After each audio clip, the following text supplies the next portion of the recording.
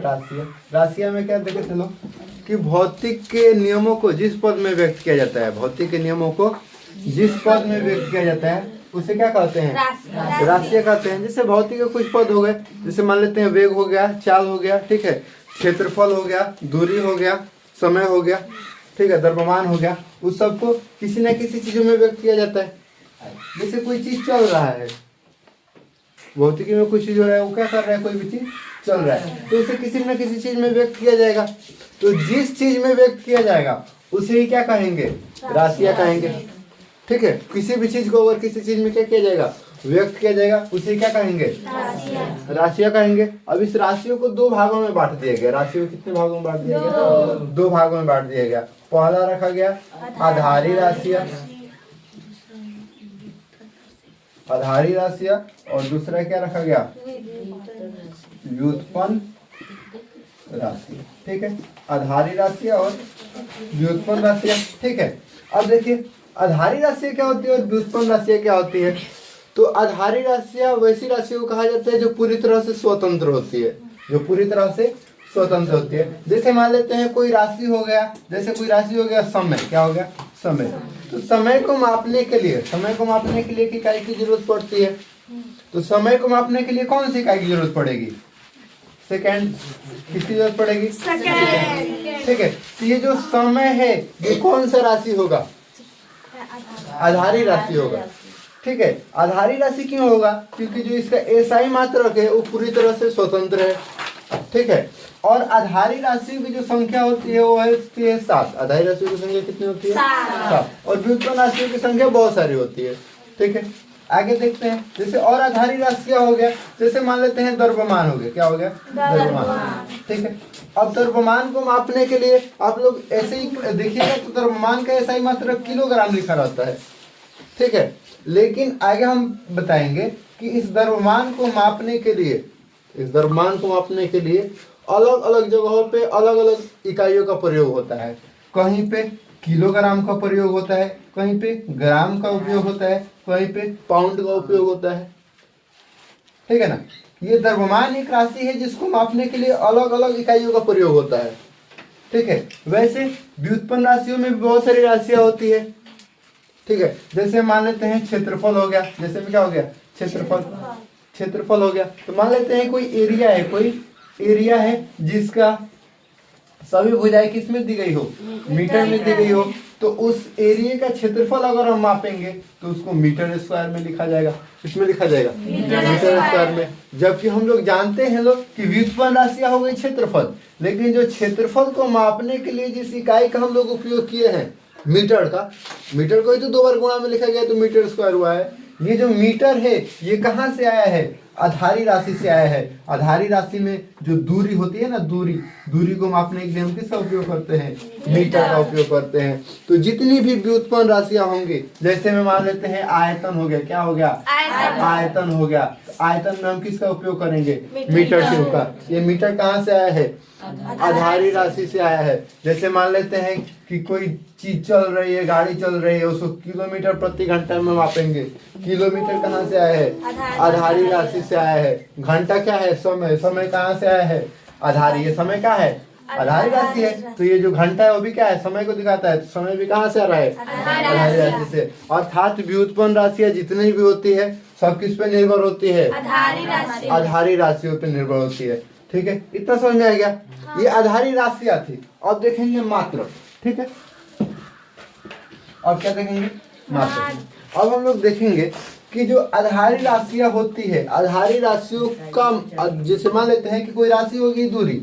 कोई राशि क्या हो गई? दूरी। तो दूरी को मापने के लिए एसआई यूनिट का उपयोग करेंगे। एसआई मात्रक। तो दूरी को मापने के लिए कौन सा एसआई यूनिट का उपयोग करेंगे? मीटर। तो जो आधारी राशियों के मात्रक होते हैं उन्हें ही आधारी मात्रक कहा जाता है। क्या कहा जाता है? आधारी मात्रक। क्या कहा जाएगा? जितने भी आधारी राशियां है, आधारी राशियों की कुल संख्या कितनी है? 7। तो जितने भी आधारी राशियां हैं उस आधारी राशियों को मापने के लिए जिस मात्रक का उपयोग किया जाएगा उस मात्रक को हम कौन सा मात्रक कहेंगे? आधारी मात्रक। और व्युत्पन्न राशियों को मापने के लिए जिस मात्रकों का उपयोग किया जाएगा, जिन मात्रकों का उपयोग किया जाएगा उस मात्रक को क्या कहेंगे हम? व्युत्पन्न मात्रक। क्या कहेंगे बाबू? व्युत्पन्न मात्रक कहेंगे। आधारी राशियों के मात्रकों को आधारी मात्रक, व्युत्पन्न राशियों के मात्रकों को व्युत्पन्न मात्रक कहेंगे। समझ में आ रहा है ना? अब जैसे जैसे आधारी राशियों का मात्रक हो गया, मीटर हो गया, सेकेंड हो गया, द्रव्यमान का केजी हो गया, और बहुत सारे होती है, 4 और होगा। ठीक है, तो व्युत्पन्न राशियों में भी जितनी होती है ना, जितनी मात्रकें होती है, वो सारी मात्रकें किस पे निर्भर होती है? आधारी मात्रक। अर्थात व्युत्पन्न मात्रक किस पे निर्भर होगा? आधारी मात्रक पे निर्भर होगा। आधारी जितने भी आधारी के 7 मात्रक होंगे, आधारी राशियों के जो 7 आधारी मात्रक होंगे, उसी पे सारा व्युत्पन्न राशि का मात्रक निर्भर करेगा। समझ रहे हो ना? जैसे इसमें निर्भर कर रहा था, वैसे ये भी निर्भर कर रहा है। ठीक है, जैसे मान लेते हैं कि मीटर हो गया, इसमें हम क्या बताएं? किलोमीटर प्रति घंटा। तो किलोमीटर कहाँ से है? मीटर से। घंटा कहाँ से है? सेकंड से है। समझ रहे हो ना? तो जो भी व्युत्पन्न मात्रक होते हैं वो किस पर निर्भर करते हैं? आधारी मात्रक पर निर्भर करते हैं। समझ रहे हैं? आगे देखेंगे हम। अभी क्या बताए कि जैसे दूरी हो गई, तो दूरी को मापने के लिए अलग अलग जगहों पे अलग अलग इकाइयों का उपयोग किया जाता है। जैसे कहीं पे फुट का उपयोग किया जाता है, कहीं पे फुट का उपयोग किया जाता है, कहीं पे मीटर का उपयोग किया जाता है, कहीं पे किलोमीटर का उपयोग किया जाता है। ठीक है, अलग अलग जगहों पे एक ही इकाई को मापने के लिए, ठीक है, अलग अलग जगहों पे एक ही राशियों को मापने के लिए अलग अलग ऐसा यूनिट का उपयोग किया जाता है। ठीक है, जिसको कहा जाता है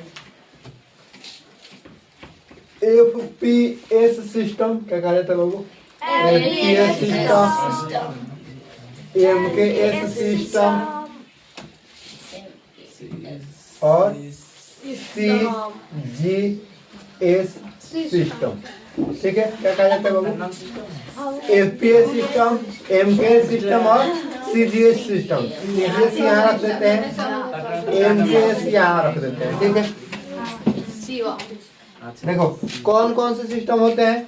एगो FPS सिस्टम, दूसरा CGS सिस्टम और तीसरा MKS सिस्टम। तीनों सिस्टम को समझेंगे। सबसे पहले FPS सिस्टम मतलब क्या होता है? FPS सिस्टम मतलब होता है फुट। क्या होता है बाबू? Foot pound second. क्या होता है? फुट पाउंड और सेकेंड। अर्थात जो इसमें दूरी होती है, जो क्या बाबू दूरी होती है, वो फुट में मापा जाता है। और जो द्रव्यमान होता है, द्रव्यमान जो होता है वो किस में मापा जाता है? पाउंड में मापा जाता है। और जो समय होता है वो किस में मापा जाता है? सेकेंड में मापा जाता है। और एक दूसरी पद्धति होती है CGS। CGS यानी क्या होता है? CGS सिस्टम में जो हमारी दूरी होती है उसको सेंटीमीटर में मापा जाता है। किस में मापा जाता है? सेंटीमीटर में मापा जाता है। किस में मापा जाता है? सेंटीमीटर में मापा जाता है। और जी जो द्रव्यमान होता है उसको ग्राम में मापा जाता है। किस में मापा जाता है? ग्राम में। और जो समय होता है वो तीनों के तीनों पद्धति में किस में मापा जाता है? सेकेंड में मापा जाता है। ठीक है, और हमारी जो तीसरी पद्धति है MKS सिस्टम। MKS अर्थात M से क्या होता है? मीटर। M से मीटर। दूरी को MKS में मीटर में मापा जाता है, जबकि द्रव्यमान को MKS में किलोग्राम में मापा जाता है। किस में मापा जाता है? किलोग्राम में मापा जाता है। और समय को किस में मापा जाता है? सेकेंड में मापा जाता है। ठीक है, अर्थात आप अगर कोई व्यक्ति आपसे बोले कि द्रव्यमान को पाउंड में मापा जाता है, बिल्कुल सही है। अलग अलग पद्धति में अलग अलग ऐसा यूनिट का उपयोग किया जाता है। ठीक है, इस द्रव्यमान को ही मापने के लिए कहीं पे पाउंड का उपयोग किया जाता है, कहीं पे ग्राम का उपयोग किया जाता है, कहीं किलोग्राम का उपयोग किया जाता है। लेकिन इसमें एक ऐसी पद्धति है, एक ऐसा यूनिट है, एक ऐसा राशि है जिसका ऐसा यूनिट हर जगह पर सेकेंड से ही मापा जाता है, वो है समय। समझ रहे ना? समय को हर जगह पे किस में मापा जाता है? सेकेंड में मापा जाता है। किस में मापा जाता है? सेकेंड में मापा जाता है। ठीक है, तो ये तीनों पद्धतियां हो गई। यहाँ पे अभी क्या बताया गया? आधारी राशियों की संख्या कितनी होती है? 7। ठीक है, ये 7 आधारी राशियों की संख्या है। और इस आधारी राशियों का क्या है? SI मात्रक है और ये उसका संकेत है। इसके साथ बताया गया कि जो व्युत्पन्न राशियां होती है वो क्या होती है? बहुत सारी होती है। और सारी व्युत्पन्न राशियां किस पे निर्भर होती है? आधारी राशियों पे। इसके बाद उसको देखेंगे। सबसे पहले देखते हैं पहला आधारी राशि है लंबाई। लंबाई का सही मतलब क्या होता है? मीटर, जिसका संकेत एम से। अगला है द्रव्यमान। द्रव्यमान का सही मतलब क्या होता है? किलोग्राम, जिसका सही मतलब केजी। ठीक है। अगला है समय। समय का सही मतलब संकेत एस। अगला है विद्युत धारा। विद्युत धारा का सही मतलब एम्पियर, जिसका संकेत ए। अब देखो यहाँ पे, देखो आगे यहाँ पे बहुत सारे संकेत है, जिसमें से देख रहे हैं एम, के जी, एस, ए, के, सी डी। ठीक है। अब देखो यहाँ पे एक चीज यहाँ पे ध्यान से देखना, जब भी कोई भी वैज्ञानिक का नाम आता है, जैसे मान लेते हैं कोई वैज्ञानिक हो गए, जैसे मान लेते हैं न्यूटन। ठीक है। तो न्यूटन में जो एन होता है ना संकेत, वो बड़ा कैपिटल लेटर से दिखाया जाता है, समझ रहे ना। अगर किसी वैज्ञानिक का नाम आया तो उस संकेत को हम बड़े लेटर से दिखाते हैं, कैपिटल लेटर से। अगर यहाँ पे केल्विन को के से दिखाया जा रहा है, अर्थात केल्विन एक वैज्ञानिक का नाम था जिसने ताप और ताप या तापमान के बारे में बताया था, और ईसाई मात्रक उनके नाम से दिया गया है, इसीलिए उसको कैसे लिख रहे हैं? बड़ा से। यहाँ पर एम्पियर भी क्या है? बड़ा ए से लिखे हैं, अर्थात एम्पियर कोई वैज्ञानिक का नाम था। यहाँ पर एस छोटा से लिखे हैं, यानी सेकेंड कोई वैज्ञानिक का नाम नहीं था।